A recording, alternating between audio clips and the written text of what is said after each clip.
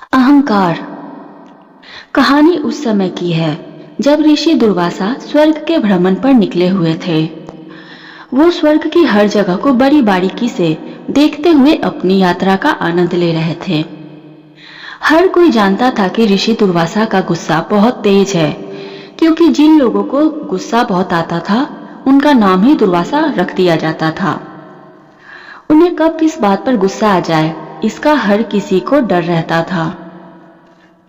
ऋषि दुर्वासा का अपने गुस्से पर काबू नहीं था, और जब उन्हें गुस्सा आता तो वो किसी को भी नहीं छोड़ते और कुछ न कुछ श्राप दे ही देते। उनकी यात्रा के दौरान एक बार उनके सामने स्वर्ग के राजा देवराज इंद्र आ गए। देवराज इंद्र अपने हाथी ऐरावत पर बैठे हुए थे। वो दोनों एक दूसरे के आमने सामने आ गए। दुर्वासा को देख इंद्र ने उन्हें प्रणाम किया। उस समय ऋषि दुर्वासा के पास एक माला थी जिसे प्रभु ने उन्हें भेंट करी थी। उन्होंने सोचा कि ये माला मेरे किस काम की। देवराज इंद्र तो त्रिलोकपति हैं, उनके गले में ये माला ज्यादा शोभा देगी। ये मैं इन्हें दे देता हूँ। ऐसा सोचकर उन्होंने वो माला इंद्र को दे दी। इंद्र ने माला ले ली, लेकिन माला लेने के लिए वो अपने हाथी से नीचे नहीं उतरे और ऊपर से ही हाथ बढ़ाकर भेंट ले ली। ऋषि दुर्वासा को इस बात पर गुस्सा तो आया, लेकिन उन्होंने खुद को शांत कर लिया।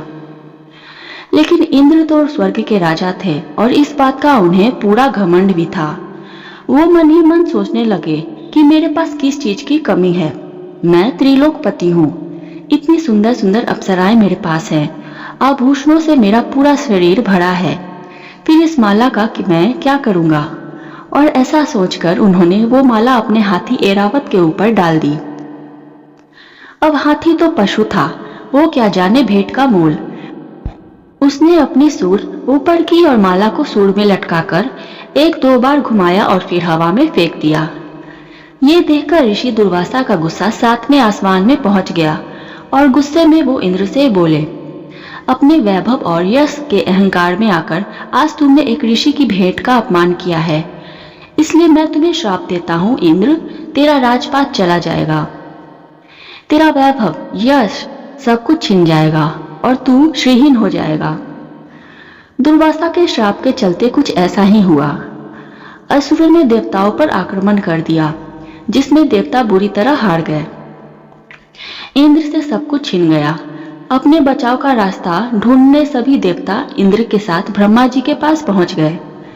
ब्रह्मा जी ने सभी को समझाया कि किस तरह इंद्र के अहंकार और दुर्वासा जी के अपमान की वजह से ये सब हुआ है।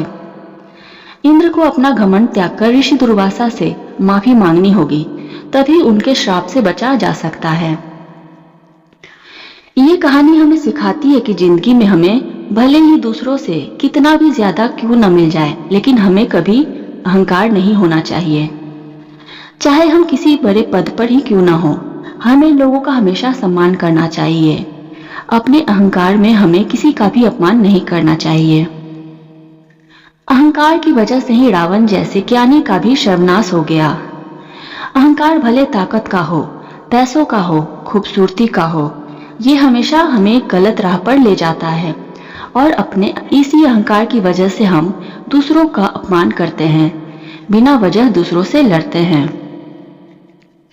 आशा करती हूँ ये छोटी सी कहानी आपको पसंद आई होगी। कहानी पसंद आई हो तो वीडियो को लाइक करें और चैनल को सब्सक्राइब करें। धन्यवाद।